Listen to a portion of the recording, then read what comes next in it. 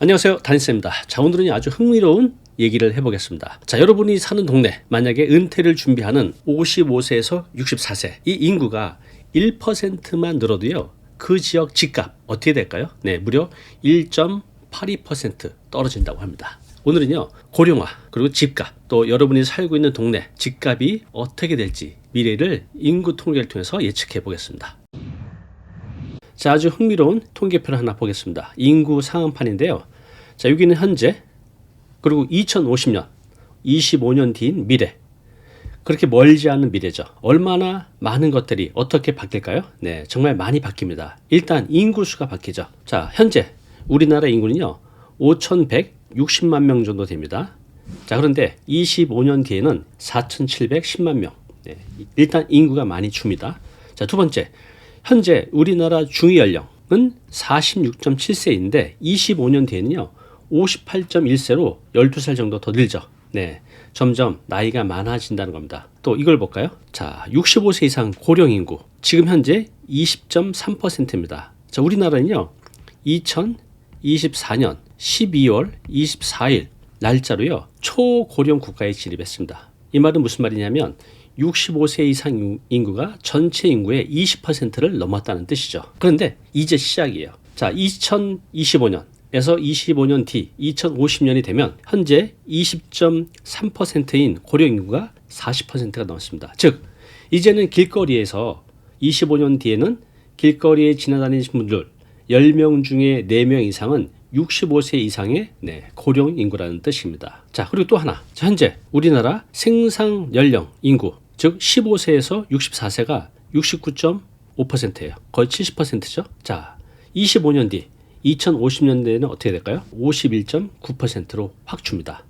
인구도 줄고 생산 가능 나이대도 줄고 고령 인구는 반대로 확 늘고 있는 거죠. 하늘은 이제 보이죠? 자, 이렇게 고령화가 빠르게 진입될 때 여러분이 살고 있는 동네 집값 어떻게 될지 오늘 예측을 해보겠습니다. 자, 뉴스 기사입니다. 고령화가 아파트 가격에 영향을 미칠까?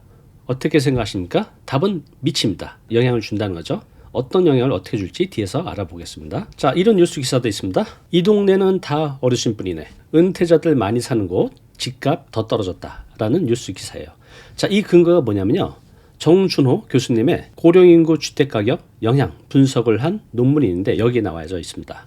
55세에서 64세 인구 1%가 늘면 아파트 매매 가격 지수가 무려 1.82포인트 더 떨어진다는 내용입니다. 자, 그러면 은퇴 준비기라고 하죠. 55세에서 64세 인구. 자, 최근 연구에 따르면요. 요 나이대 인구가 1%만 늘어도 앞서 신문 기사에서 보신 것처럼 아파트 매매 가격 지수가 무려 1.82포인트 하락한다고 합니다. 물론 이제 주택 가격을 인구만 가지고는 볼 수 없어요. 여러 가지 변수가 있지만 오늘은 인구에 대해서만 바라보는 겁니다. 자, 이것을 어떻게 보면 될까요? 쉽게 얘기해서 이렇게 생각해 보면 좋을 것 같아요. 지금 중고차 시장에 갑자기 차를 파는 사람들이 많아졌어요. 사는 사람들은 그대로인데 그럼 어떻게 될까요? 네, 차값이 중고차 가격이 떨어지겠죠. 주택 시장에서도 같은 원리가 적용되고 있는 겁니다. 자, 매물이 많아지는데 수요는 그대로 있다면 결과적으로 가격이 하락하는 원인이 되겠죠. 자, 그렇다면 이 55세에서 64세 이 연령대는 왜 집을 팔거나 작은 집으로 옮기거나 전세로 전환을 할까요? 맞춰보세요. 답은 아주 간단합니다. 보통 이제 55세 정도 되면 이미 은퇴를 했거나 은퇴를 앞두고 있죠. 그러면 매달 나오던 생활비가 끊기거나 줄게 되면 생활이 안 되잖아요. 그렇기 때문에 집을 팔고 작은 집으로 이사를 가는 겁니다. 그래서 이 연령대에 다운사이징이 굉장히 많이 일어나고 있습니다. 자, 예를 들어 볼게요. 지금 여러분이 사는 동네입니다. 동네인데 이 A씨가 60살이 돼서 퇴직을 했어요. 당장 생활비가 없습니다. 그럼 어떻게 해야 될까요? 네, 이사를 가야죠. 더 싼 지역이나 더 작은 평수로. 그런데 이 지역에 이 A씨처럼 55세에서 64세 인구가 굉장히 많아요. 여기 살다가 집을 팔고 다 다른 지역으로 이사를 가게 되면 이 지역은 어떻게 될까요? 네, 당연히 집값이 하락하는 요인이 될 겁니다. 그렇죠? 자, 복습해 보겠습니다. 맞춰보세요. 만약 우리 동네에 여러분이 사는 동네에 은퇴를 준비하는 55세, 64세 인구가 많아지면 집값은 어떻게 될까요? 물론 이제 다른 요인도 많이 있지만 인구만 가지고 바라보는 겁니다. 자, 어떻게 될까요? 네, 답은 2번. 떨어진다가 답입니다. 자, 이번엔요. 중기 고령층 75세에서 84세거든요. 이 인구층이 내가 사는 지역이 많아지면 어떻게 될까 한번 보겠습니다. 자, 75세에서 84세 중기 고령층이라고 하거든요. 이 인구가 내가 사는 지역에 많아지면 어떻게 될까요? 이 나이 때는 전부는 아니지만 상당히 많은 비율로 점점 기력이 쇠해지기 때문에 가족과 합가하거나 요양원으로 들어가는 경우가 많아지죠. 쉽게 말해서 더 이상 이 집에, 내가 살고 있는 집에 살기가 어려워지는 거죠. 결국 이런 분들이 많아질수록 내가 살고 있는 이런 아파트들이 매물로 많이 나오겠죠. 그러면 자연스럽게 가격이 하락하는 요인이 되는 겁니다. 자, 실제로 통계를 보면요, 75세에서 84세 중기 고령층입니다. 이 인구가 1% 증가할 때 그 지역 아파트 매매 가격 지수는 0.9% 하락한다는 통계가 있습니다. 꽤 큰 수치죠. 자, 이렇게 75세에서 84세 이 중기 고령층 때 일어나는 게 2차 다운사이징이라고 합니다. 자, 이게 어떤 내용인지 한번 보겠습니다. 자, 우리가 앞서 말씀드린 대로 은퇴를 준비하는 시기 55세에서 64세죠. 자, 이때는 자산을 한번 정리하면서 다운사이징을 해요. 소득이 끊기기 때문에 집을 팔아서 좀 더 싼 지역 또는 평수를 줄이든가 해서 남은 돈으로 생활비를 마련을 하죠. 자, 그런데 75세에서 84세는 좀 다릅니다. 다운사이징 하는 이유가 노화나 건강 때문에 자식과 합가하거나 요양원으로 들어가면서 자신이 살고 있는 집을 파는 거죠. 이것이 2차 다운사이징입니다. 이런 분들이 많아지면서 그 지역 집값을 하락시키는 요인이 되는 겁니다. 자, 여기 보시면요, 서울 주요 자치구별 고령인구 분포를 보여주고 있습니다. 이걸 보면 나이에 따라서 그 지역 집값을 어느 정도 예측을 할 수 있다는 겁니다. 자, 서울 25구의 자치구 중에서 어느 지역이 고령인구가 가장 많을까요? 자, 첫 번째 55세에서 64세 도봉구 17.9, 강북구 17.5, 중랑구 17.6. 다른 지역보다 도봉구, 강북구, 중랑구가 높은 편입니다. 자, 75세에서 84세 중기 고령층 인구는 7.7, 8.6, 6.8. 네, 역시 다른 지역보다 높은 것을 알 수 있습니다. 이 원인 때문인지 도봉구, 강북구, 중랑구가 다른 지역보다는 집값이 좀 저렴한 편이죠. 자, 그렇다면 앞에서 본 것처럼 고령층이 많을수록 집값이 떨어진다는 걸 볼 수 있는데 우리나라만 그럴까요? 안 그렇습니다. 다른 나라를 한번 보겠습니다. 역부양 비율이라는 게 있습니다. 이것은요, 생산 가능 연령 인구를요, 비생산 연령 인구로 나눈 값입니다. 즉 생산 가능 일하는 사람이 적어질수록 집값이 어떻게 되는지를 보여주고 있는데요. 자, 여기 빨간색이 뭐냐면 생산 가능 인구입니다. 점점 줄어들고 있죠. 거기에 따라서 이 파란색이 집값인데요. 집값도 같이 떨어지는 걸 볼 수 있습니다. 일본입니다.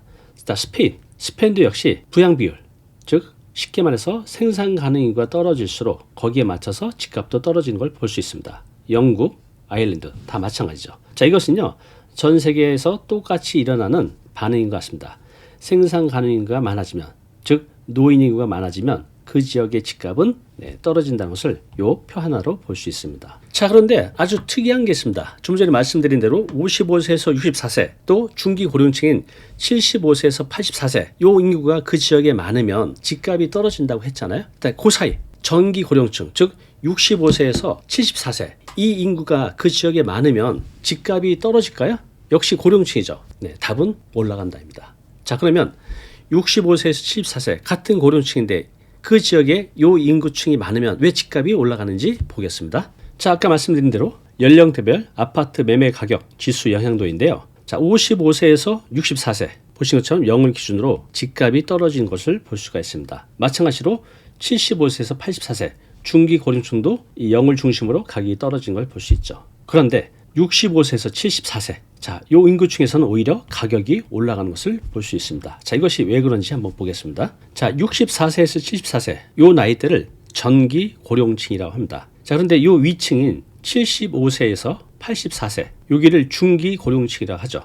자, 요 나이대가 많은 곳에서는 가격이 떨어졌어요. 그런데 전기 고령층 64세에서 74세 요 나이대가 많은 곳에서는 오히려 집값이 상승했다고 합니다. 참 이상하죠? 자, 왜 그런지 보겠습니다. 자, 그 이유 답은 이렇습니다. 앞서 55세에서 64세가 많은 곳도 집값이 떨어진다고 했는데 자, 그들이 어떤 선택을 하죠?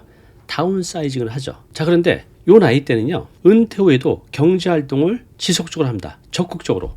그래서 자산을 유지하려는 성향이 굉장히 강합니다. 쉽게 말해서 이 시기는요, 사람들이 집을 팔기보다는 내 집을 유지하거나 아니면 어느 정도 소득이 생기면 더 좋은 곳으로 옮기는 경향이 있다고 합니다. 자, 뉴스 기사 하나 볼까요? 자, 한국 65세 이상 고령층 취업률이요. 주요 선진국 가운데 1위라고 합니다. 우리나라가 65세 이상 고령층 취업률이 선진국 1위라는 뉴스 기사입니다. 자, 여기 보시면요. 그것을 한눈에 볼 수 있습니다. 2010년하고 2020년을 비교하고 있는데 고령층의 고용률입니다. 고령층이 얼마나 경제 활동을 하고 있는지 보시면 계속 느는 것을 볼 수 있습니다. 자, 그렇다면 우리나라 고령층 65세 이상 고령층이 얼마나 많이 일을 할까요? 3명 중에 1명이 일을 한다고 합니다. 뉴스 기사입니다. 고령층 3명 중 1명은 취업 중, TV 시청 줄이고 외모에 투자. 왜 외모에 투자를 할까요? 젊게 보여야 취업이 잘 될 거 아니에요. 그래서 자신을 잘 가꾼다는 겁니다.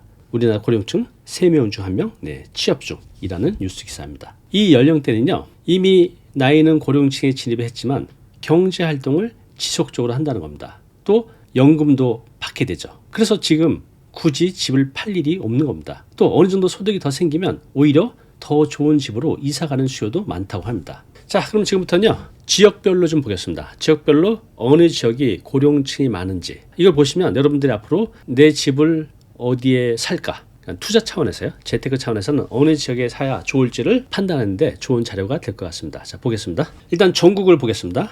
시도별 65세 이상 고령 인구 비율을 보고 있습니다. 자, 많은 곳이 어디죠? 전남 26.9%, 전북 24.9%, 경북도 높네요. 25.6%, 강원 25%, 그리고 부산도 꽤 높습니다. 23.5%. 이렇게 우리나라 전체적으로 보면 지금 동거를 친 전남, 전북, 경북, 강원, 부산이 높은 비율을 보여주고 있습니다. 자, 서울 보겠습니다. 서울. 자, 여기 보시면 요 분홍색이죠. 분홍색이 여기거든요. 20에서 30% 미만. 서울은요. 전국 평균보다 약간 젊은 편입니다. 자, 그럼 서울에서 어느 지역, 어느 자치구가 고령인구가 많죠? 도봉구 24%, 강북구 24.8%, 충남구 21.6%. 이렇게 서울 외곽 지역에 고령인구가 많은 것을 볼 수 있습니다. 또 여기에 비례해서 집값 영향을 준다는 거죠. 자, 이번엔 이제 경기도를 보겠습니다. 자, 경기도. 자, 여기가 서울이죠. 서울에 붙어 있는 시들은 대부분 젊어요. 그런데 여기서 멀어질수록, 그죠? 서울에서 멀어질수록 65세 이상 고령인구가 많은 것을 볼 수 있습니다. 연천 무려 32.5%, 가평 31.3%, 양평 30.5%. 네, 이렇게 서울, 근교, 신도시죠. 그래서 젊은 층들이 많은데 서울에서 먼 경기도 지역은 고령인구가 많은 것을 볼 수 있습니다. 자, 인천 보겠습니다. 자, 인천은 전국 평균보다는 젊어요. 그죠? 전국 평균이 19.7인데 인천은 17.4. 자, 그런데 옹진군하고 광화군 그리고 미추홀구가 65세 고령인구가 다른 지역보다는 높은 편입니다. 자, 광주 보겠습니다. 광주는 요 아래 남구, 동구가 다른 북구, 서구, 광산구보다는 고령층과 많은 것을 볼 수 있습니다. 자, 이번에는 대구를 보겠습니다. 대구는요, 전국 평균보다 좀 높습니다. 그죠? 20.5%. 전국 평균보다 조금 높은 것을 볼 수 있습니다. 자, 65세 인구 어디가 많은지 보면 군위군, 네, 무려 46.6%입니다. 그리고 동구, 서구, 남구가 65세 고령층이 많은 것을 볼 수 있습니다. 자, 대전 보겠습니다. 대전도 전국 평균보다는 좀 낮은 편이네요. 자, 19.7인데 대전 평균은 17.7. 그런데 대전은요, 오른쪽, 그렇죠? 대덕구, 중구, 동구가 고령인구가 다른 지역보다 많은 편입니다. 자, 부산 보겠습니다. 자, 부산은요, 전국 평균보다 많이 높죠. 23.5%. 그래서 지금 부산에 빈집이 많다고 합니다. 자, 65세 이상 고령층이 많은 곳, 강서구, 기장군 빼고는 중심 도시 다 높습니다. 고령층 인구 비율이 높은 것을 알 수 있습니다. 네, 집값을 결정하는 변수는 수없이 많이 있습니다. 그래서 예측하기가 너무 힘들어요. 예측만 할 뿐이죠. 오히려 전문가들이 예측한 거 정반대로 나타나는 결과가 더 많은 경우가 있습니다. 그만큼 집값은 예측하기 힘들다입니다. 그렇지만 인구 변화는 어느 정도 예측이 가능합니다. 자, 그래서 지금 보여드린 각 지역별로 인구 구조, 65세 이상의 고령층이 얼마나 많은지, 자, 이거에 따라서 집값을 어느 정도 예측은 가능하다입니다. 그래서 오늘 보여드린 이 표를 보시고 여러분들이 앞으로 집을 어디에 살지 결정해 보시기 바랍니다. 감사합니다. 자, 오늘 내용 너무 중요한 내용이죠. 영상 보고 나면 잊혀지잖아요. 자, 자료 무료로 제공하고 있습니다. 이 자료, 요거 받고 싶은 분들은요, 아래 링크로 신청하시면 됩니다.